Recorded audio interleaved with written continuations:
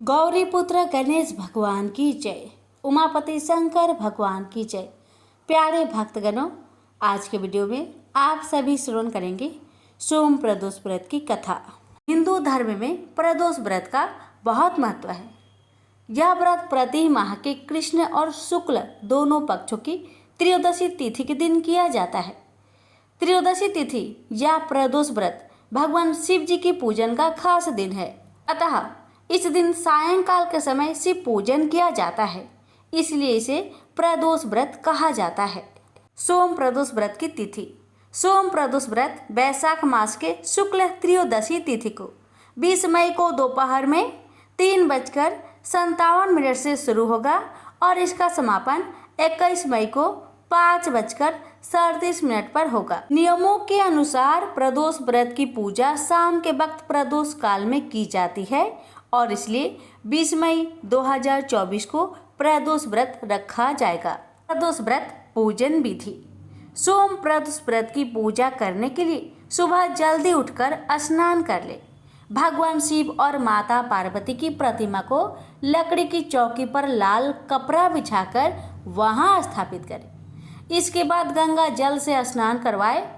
फिर सफ़ेद फूल, फल और बेल पत्र चढ़ाकर और चंदन से तिलक लगाकर भगवान की पूजा करें। जैसे घी का दीपक जलाकर भगवान से सुख समृद्धि की प्रार्थना करें। पूजा के बाद वहीं बैठकर सोम प्रदोष व्रत कथा और शिव चालीसा का पाठ करें। सोम प्रदोष व्रत का महत्व। धार्मिक ग्रंथों में प्रदोष व्रत की बहुत महिमा बताई गई है। इस दिन सच्चे मन से प्रदोष काल में भगवान शिव की पूजा करने से समस्त कष्टों से मुक्ति तथा मोक्ष की प्राप्ति होती है।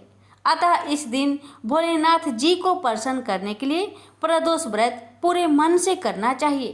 धार्मिक मान्यताओं के अनुसार एक प्रदोष व्रत करने का फल 2 गायों का दान करने के बराबर मिलता है।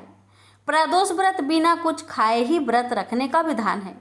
ऐसे करना संभव ना हो तो एक बार फल खाकर उपवास कर सकते हैं। सोम प्रदोष व्रत रखने से जीवन में सुख समृद्धि आती है तथा चंद्र ग्रह के दोष दूर होते हैं।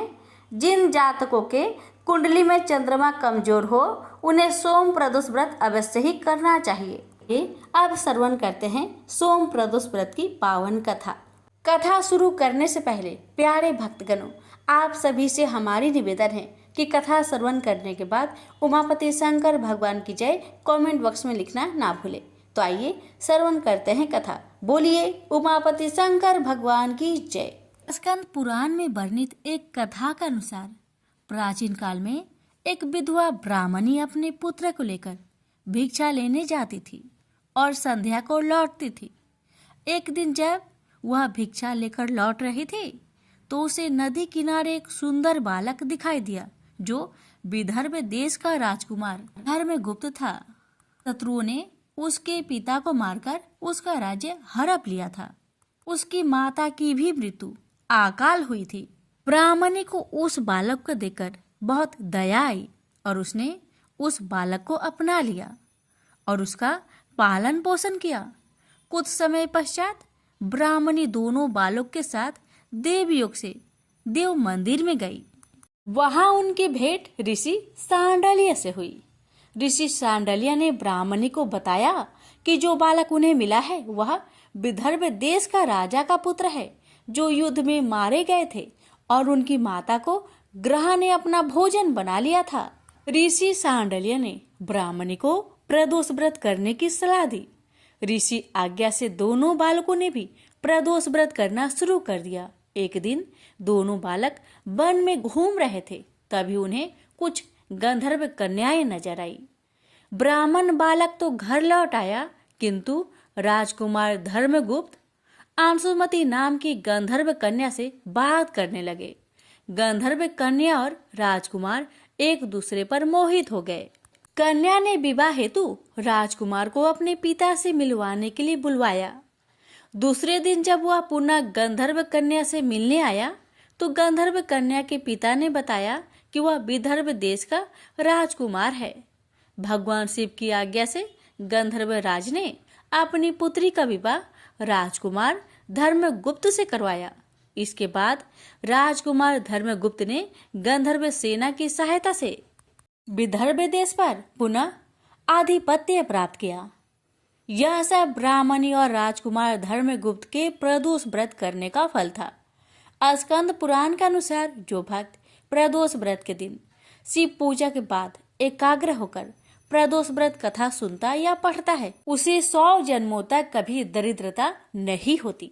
प्रेम से बोलिए उमापति शंकर भगवान की जय। एक समय की बात है कि बहुत वर्ष पूर्व ऋषि मुनि भगवान को पाने के लिए कठोर तपस्या करते थे। यह तपस्या कैसी रहती थी? एक पांव पर खड़े होकर नमस्कार की मुद्रा में भगवान का नाम जप करना, पानी में नमस्कार की मुद्रा में खड़े रहकर अखंड भगवान का नाम जप करना, हिमालय जैसे पर्वत पर जाकर अंत ठंड में एक ही जगह अनेक वर्ष तक बैठकर नाम जप करना, इस प्रकार तपस्या की जाती थी। तपस्या के समय न कुछ खाया जाता था न ही पिया जाता था। इसी प्रकार कठोर तपस्या करने के बाद भगवान भक्त पर प्रसन्न होकर उन्हें आशीर्वाद देते थे। इसी प्रकार भगवान शंकर को पति रूप में पाने के लिए माता पार्वती कठोर तपस्या कर रही थी। तपस्या के समय वह भगवान के चिंतन में ध्यान मग्न बैठी थी। उनकी तपस्या पूर्ण होने ही वाली थी कि उसी समय उन्हें एक बालक के डूबने की चीख सुनाई दी। माता तुरंत उठकर वहां पहुंची। उन्होंने देखा एक मगरमच्छ बालक को पानी के अंदर खींच रहा है। वह बालक अपने प्राण बचाने के लिए बहुत प्रयास कर रहा था तथा मगरमच्छ उसे खाने का प्रयास कर रहा था। अंततः करुणामयी माता पार्वती को बालक पर दया आई। माता ने मगरमच्छ से निवेदन करते हुए कहा, बालक को छोड़ दो, इसे आहार न बनाओ। उस पर मगरमच्छ बोला, माता यह मेरा आहार है। मुझे हर छठे दिन भूख मिटाने के लिए जो पहले मिलता है वह मेरा आहार होता है। मेरा आहार ब्रह्मा ने निश्चित किया है। माता पार्वती ने फिर कहा, आप इसे छोड़ दो, मैं इसके बदले अपनी तपस्या का फल आपको दूंगी। पार्वती माता ने बालक के प्राणों की रक्षा के लिए अपनी कठोर तपस्या का फल दांव पर लगाया। मगरमच्छ ने भी उसे स्वीकार किया। पार्वती माता ने उसी समय संकल्प किया और अपनी पूरी तपस्या का फल उस मगरमच्छ को दे दिया। मगरमच्छ को माता के तपस्या का फल प्राप्त होने के कारण वह सूर्य के जैसे चमक उठा। उसकी बुद्धि में शुद्ध हो गई। उसने कहा, माता आप अपना पुण्य वापस ले लीजिए, मैं इस बालक को छोड़ दूंगा। माता ने तो वचन दिया था, इसलिए उन्होंने तपस्या का फल वापस लेने से मना कर दिया और वह बालक को गोद में लेकर ममता से दुलारने लगी। बाद में माता ने उस बालक को उसके घर सुरक्षित लौटा दिया और वे अपने स्थान पर वापस आ गई। भगवान शिव जी को प्राप्त करने हेतु उन्होंने पुनः तप करना आरंभ कर दिया। उसी समय भगवान शिव जी माता पार्वती के सामने प्रकट हो गए। भगवान शिव जी उन्हें बोले, पार्वती अब तुम्हें तप करने की आवश्यकता नहीं है। हर प्राणी में मेरा ही वास है। तुमने उस मगरमच्छ को अपने तप का जो फल दिया है वह मुझे ही प्राप्त हुआ है, इसलिए तुम्हारे तप का फल अनंत गुना हो गया है। तुमने करुणा और ममता से द्रवित होकर बालक की रक्षा की, इसलिए मैं तुम पर प्रसन्न हूँ और तुम्हें अपनी पत्नी के रूप में स्वीकार करता हूँ। प्रेम से बोलिए उमापति शंकर भगवान की जय। एक समय की बात है, एक क्षेत्र में पुत्र की प्राप्ति हेतु भगवान शिव से आज्ञा लेकर पार्वती ने 1 वर्ष तक चलने वाले पुण्य व्रत का समापन किया।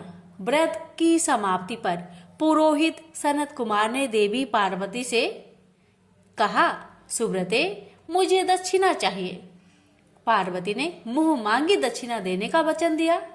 फिर क्या था, पुरोहित बने सनत कुमार ने अस्वाभाविक दक्षिणा की याचना की। देवी इस व्रत में दक्षिणा स्वरूप मुझे अपने पति को दीजिए। यह सुनते ही देवी पार्वती पर जैसे वज्रपात हुआ।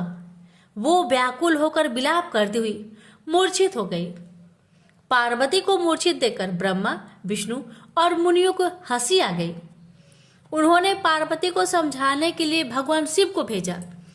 पार्वती की मूर्छा टूटने पर शिव ने उन्हें समझाया, हे देवी, देव कार्य, पितृ कार्य या नित्य नैमित्तिक जो भी कार्य दक्षिणा से रहित होता है निष्फल हो जाता है। उस कर्म से दाता कालसूत्र नामक नगर में गिरता है। इसके बाद वह दीन होकर शत्रुओं से पीड़ित होता है। ब्राह्मण को संकल्प की हुई दक्षिणा उस समय न देने से वह बढ़कर कई गुना हो जाती है। भगवान विष्णु और ब्रह्मा ने पार्वती से धर्म रक्षा के लिए अनुरोध किया। धर्म ने भी समझाया, देवताओं ने भी कहा, मुनियों ने भी दक्षिणा देने की प्रेरणा दी, फिर भी पार्वती चुप रही। तब सनत कुमार ने कहा, हे शिवे, या तो आप मुझे दक्षिणा में अपने पति को प्रदान कीजिए या अपने दीर्घकालीन कठोर तप का फल भी त्याग दीजिए। इस महान कर्म की दक्षिणा न मिलने पर मैं इस दुर्लभ कठोर व्रत का फल ही नहीं, आपके समस्त कर्मों का फल भी प्राप्त कर लूंगा। उद्गन होकर पार्वती ने कहा, पति से वंचित हो जाने वाले कर्म से क्या लाभ? दक्षिणा देने तथा धर्म और पुत्र की प्राप्ति से मेरा क्या हित होगा? पृथ्वी देवी की उपेक्षा कर वृक्ष की पूजा करने से क्या प्राप्त हो सकेगा? साध्वी स्त्रियों के लिए पति 100 पुत्र के समान होता है। ऐसी स्थिति में यदि व्रत में अपने पति को ही दक्षिणा दे दी जाए तो पुत्र से क्या लाभ? यह सत्य है कि पुत्र पति का ही अंश होता है, लेकिन उसका एकमात्र मूल तो पति ही होता है। मूल धन के नष्ट होने पर समस्त व्यापार ही विनष्ट हो जाता है। उसी समय आकाश में देवताओं और ऋषियों ने एक रत्न निर्मित रथ देखा जो पार्षदों से घिरा हुआ था। उस रथ से श्री नारायण उतरकर देवताओं के सम्मुख उपस्थित हुए। उन श्री नारायण को ब्रह्मा, विष्णु और शिव ने रत्न सिंहासन पर बैठाकर उन्हें प्रणाम किया और हाथ जोड़कर गदगद कंठ से स्तुति की। वहां का सारा वृत्तांत जानकर श्री नारायण ने कहा, शिव प्रिया पार्वती का यह व्रत लोक शिक्षा के लिए है, अपने लिए नहीं, क्योंकि ये तो स्वयं समस्त व्रतों एवं तपस्याओं का फल प्रदान करने वाली है।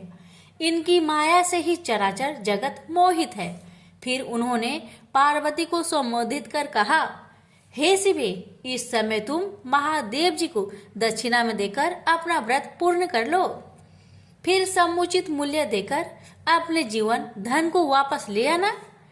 गौओं की भांति शिव भी विष्णु के शरीर में ही है, अतः तुम ब्राह्मण और गो मूल्य प्रदान कर अपने पति को लौटा लेना। यह कहकर वे अंतर ध्यान हो गए।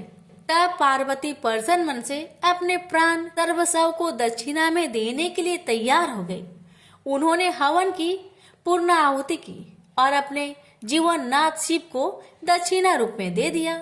इसके बाद उन्होंने पुरोहित सनत कुमार से निवेदन किया, हे ब्रिब्बर, गौ का मूल्य मेरे पति के बराबर है। मैं आपको अत्यंत सुंदर 1 लाख गौ प्रदान करूंगी। इसके बदले में आप मेरे जीवन सर्वस्व को लौटा दीजिए।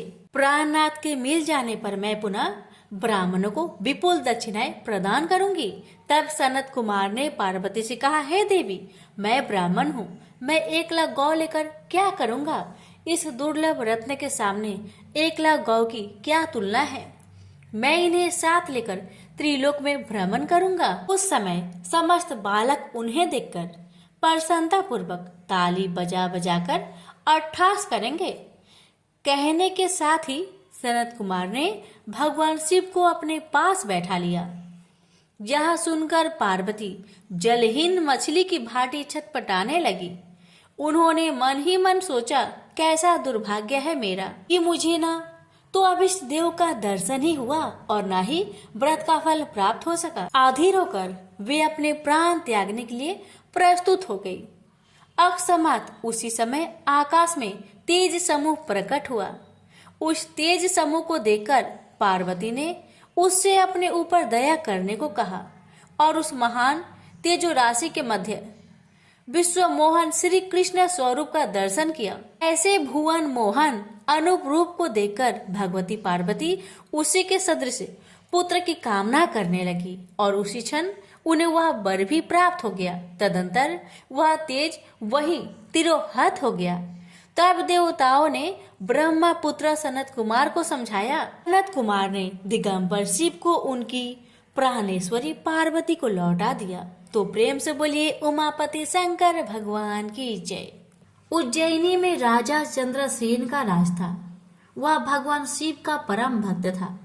शिव गणों के मुख्य मणिभद्र नामक गण उसका मित्र था। एक बार मणिभद्र ने राजा चंद्रसेन को एक अत्यंत तेजोमयी चिंतामणि प्रदान की। चंद्रसेन ने इसे गले में धारण किया तो उसका प्रभा मंडल तो जगमगा ही उठा। साथ ही दूसरे देशों में उसकी यश कीर्ति बढ़ने लगी। उस मणि को प्राप्त करने के लिए दूसरे राजाओं ने प्रयास आरंभ कर दिया। कुछ ने प्रत्यक्षतः मांग की, कुछ ने विनती की। चूंकि वह राजा की अत्यंत प्रिय वस्तु थी, अतः राजा ने वह मणि किसी को नहीं दी। अंततः उन पर मणि आकांक्षी राजाओं ने आक्रमण कर दिया। ये भक्त चंद्रसेन भगवान महाकाल के शरण में जाकर ध्यान मग्न हो गया। जब चंद्रसेन समादित्य था तब वहां कोई गोपी अपने छोटे बालक को साथ लेकर दर्शन हेतु आई। बालक की उम्र थी 5 वर्ष और गोपी विधवा थी। राजा चंद्रसेन को ध्यान मग्न देखकर बालक भी शिव की पूजा हेतु प्रेरित हुआ। वह कहीं से एक पाषाण ले आया और अपने घर के एकांत स्थल में बैठकर भक्ति भाव से शिवलिंग की पूजा करने लगा। कुछ देर पश्चात उसकी माता ने भोजन के लिए उसे बुलाया, किंतु वह नहीं आया। फिर बुलाया, वह फिर नहीं आया। माता स्वयं बुलाने आई तो उसने देखा बालक ध्यान मग्न बैठा है और उसकी आवाज सुन नहीं रहा है। तब क्रोध हो माता ने उस बालक को पीटना शुरू कर दिया और समस्त पूजन सामग्री उठाकर फेंक दी। ध्यान से मुक्त होकर बालक इतना में आया तो उसे अपनी पूजा को नष्ट देखकर बहुत दुख हुआ। अचानक उसकी व्यथा की गहराई से चमत्कार हुआ। भगवान शिव की कृपा से वहाँ एक सुंदर मंदिर निर्मित हो गया। मंदिर के मध्य में दिव्य शिवलिंग विराजमान था एवं बालक द्वारा सज्जित पूजा यथावत थी। उसकी माता की तंद्रा भंग हुई तो वह भी आश्चर्यचकित हो गई। राजा चंद्रसेन को जब शिवजी की अनन्य कृपा से घटित इस घटना की जानकारी मिली तो वह भी उस शिव भक्त बालक से मिलने पहुंचा। अन्य राजा जो मणि हेतु युद्ध पर उतारू थे वे भी पहुंचे। सभी ने राजा चंद्रसेन से अपने अपराध की क्षमा मांगी और सब मिलकर भगवान महाकाल का पूजन अर्चन करने लगे। तभी वहां राम भक्त श्री हनुमान जी अवतरित हुए और उन्होंने गोप बालक को गोद में बैठाकर सभी राजाओं और उपस्थित जन समुदाय को संबोधित किया। रते शिवम नान्यताम गतिरस्ति शरीरिणाम एवं गोपसुतोदिष्टया शिव पूजां विलोक्य चप्पै अमंत्रेणापि संपूज्य शिवम शिवम वाप्तवान् एष भक्तवरः शंभोर्गोपाणां कीर्तिवर्धनः इह भुक्त्वाखिलान् भोगानन्ते मोक्षमवाप्स्यति अस्य वंशे स्तंभावि नंदो नाम महायशः प्राप्स्यते तस्य पुत्रत्वं कृष्णो नारायणः स्वयं। अर्थात शिव के अतिरिक्त प्राणियों की कोई गति नहीं है। इस गोप बालक ने अन्यत्र शिव पूजा को मात्र देखकर ही या किसी मंत्र अथवा विधि विधान के शिव आराधना कर शिव तत्व सर्वविध मंगल को प्राप्त किया है। यह शिव का परम श्रेष्ठ भक्त समस्त गोप जनों की कृति बढ़ाने वाला है। इस लोक में यह अखिल अनंत सुखों को प्राप्त करेगा। वह मृत्यु उपरांत मोक्ष को प्राप्त होगा। इसी के वंश का 8वां पुरुष महायशस्वी नंद होगा, जिसके पुत्र के रूप में स्वयं नारायण कृष्ण नाम से प्रतिष्ठित होंगे। कहा जाता है भगवान महाकाल तब से ही उज्जैनी में स्वयं विराजमान है। हमारे प्राचीन ग्रंथों में महाकाल की असीम महिमा का वर्णन मिलता है। महाकाल साक्षात राजाधिराज देवता माने गए हैं। महाशिवरात्रि के दिन समूचा शहर शिवमय हो जाता है। चारों ओर बस शिव जी का ही गुंजन सुनाई देता है। सारा शहर बाराती बंद शिव विवाह में शामिल होता है। अगले दिन आवश्यक को सवेरे ही अत्यंत आकर्षक दर्शन होते हैं। नयनाभिराम साज सज्जा के बीच एक उत्सव धूमधाम से संपन्न होता है। भगवान शिव की यह नगरी भक्ति रस में अंकट डूबी नजर आती है। प्रेम से बोलिए हर हर महादेव, माता पार्वती की जय, महाकाल की जय। गणेश जी की कथा। पौराणिक कथा के अनुसार एक समय की बात है कि भगवान विष्णु का विवाह माता लक्ष्मी जी के साथ निश्चित हुआ। विवाह की सभी तैयारी होने लगी। सभी देवी देवताओं को निमंत्रण भेजे गए, लेकिन भूलवश गणेश जी को निमंत्रण देना रह गया था। इधर भगवान विष्णु की बारात जाने का समय आ चुका था। सभी देवता अपनी पत्नियों के साथ विवाह समारोह में शामिल होने को आए, परंतु सभी देवी देवताओं ने देखा कि गणेश जी कहीं दिखाई नहीं दे रहे हैं। तब उन सभी ने आपस में चर्चा की, क्या गणेश जी को नहीं न्योता दिया गया या गणेश जी ही नहीं आए हैं। सभी को इस बात पर बहुत आश्चर्य हुआ। इस बात पर उन सभी ने विष्णु भगवान से ही इसका कारण पूछा। विष्णु भगवान से पूछने पर उन्होंने कहा कि हमने गणेश जी के पिता भोलेनाथ, महादेव और माता पार्वती को न्योता भेजा था। यदि गणेश जी अपने पिता के साथ आना चाहते तो आ जाते, अलग से उन्हें न्योता देने की कोई आवश्यकता भी नहीं थी। दूसरी बात यह है, उनको खाने में 1.25 मन मूंग, 1.25 मन चावल, 1.25 मन घी और 1.25 मन लड्डू का भोजन चाहिए। यदि गणेश जी नहीं आएंगे तो कोई बात नहीं, दूसरे के घर जाकर इतना सारा खाना पीना अच्छा भी नहीं लगता। इतना वार्ता कर ही रहे थे कि किसी एक ने सुझाव दिया, यदि गणेश जी आते तो उनको द्वारपाल बनाकर बैठा सकते थे कि आप घर की याद रखना। आप तो चूहे पर बैठकर धीरे धीरे चलोगे तो बारात में बहुत पीछे रह जाओगे। यह सुझाव सबको पसंद आ गया, तो फिर विष्णु भगवान ने भी अपनी सहमति दे दी। तब गणेश जी को निमंत्रण देकर आमंत्रित किया और उनको समझा बुझाकर घर की रखवाली करने को बैठा दिया गया। बारात चल दी। तब नारद जी ने देखा कि गणेश जी तो दरवाजे पर ही बैठे हुए हैं, तो वे गणेश जी के पास गए और रुकने का कारण पूछा। गणेश जी कहने लगे कि विष्णु भगवान ने मेरा बहुत अपमान किया है। नारद जी ने कहा कि आप अपनी मूषक सेना आगे भेज दो तो वह रास्ता खोद देगी, जिससे उनके वाहन धरती में धंस जाएंगे। तब आपको सम्मान पूर्वक बुलाना पड़ेगा। अब तो गणेश जी ने अपनी मूषक सेना को आदेश दिया, जाओ, और सेना ने जमीन पोली कर दी। जब बारात वहां से निकली तो रथों के पहिए धरती में धंसने लगी। लाख कोशिश की परंतु पहिए नहीं निकले। सभी ने अपने अपने उपाय किए परंतु पहिए तो नहीं निकले, बल्कि जगह जगह से टूटने लगे। किसी को समझ में नहीं आ रहा था कि अब क्या किया जाए। तब तो नारद जी ने आकर कहा, आप लोगों ने गणेश जी का अपमान किया, जिस कारण यह विघ्न आ रहे हैं। यदि उन्हें मनाकर लाया जाए तो आपका कार्य सिद्ध हो सकता है और यह संकट टल सकता है। शंकर भगवान ने अपने दूत नंदी को भेजा और वे गणेश जी को लेकर आए। गणेश जी का आदर सम्मान के साथ पूजन किया गया। फिर रथ के पहिए निकलने लगे और यह संकट टल गया। अब रथ के पहिए निकल तो गए परंतु वे टूट फूट गए थे, तो उन्हें सुधारे कौन। पास के खेत में एक खाती काम कर रहा था। उसे बुलाया गया। खाती अपना कार्य करने से पहले श्री गणेशाय नमः कहकर गणेश जी की वंदना मन ही मन करने लगा। देखते ही देखते खाती ने सभी पहियों को ठीक कर दिया। तब खाती कहने लगा कि हे देवताओं, आपने सर्वप्रथम गणेश जी को नहीं मनाया होगा और न ही उनकी पूजन की होगी, इसलिए तो आपके साथ यह संकट आया है। मैं तो मूर्ख अज्ञानी हूँ, फिर भी पहले गणेश जी को पूजते हैं, उनका ध्यान करते हैं। आप लोग तो देवगण हैं, फिर भी आप गणेश जी को कैसे भूल गए?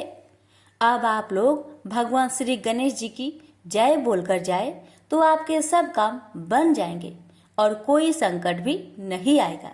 ऐसा कहते हुए बारात वहां से चल दी और विष्णु भगवान का लक्ष्मी जी के साथ विवाह संपन्न करा के सभी सकुशल घर लौट आए। हे गणेश जी महाराज, आपने विष्णु को जैसा कारज सरियो ऐसा कारज सबको सिद्ध करिजो। बोलिए गजानन भगवान की जय।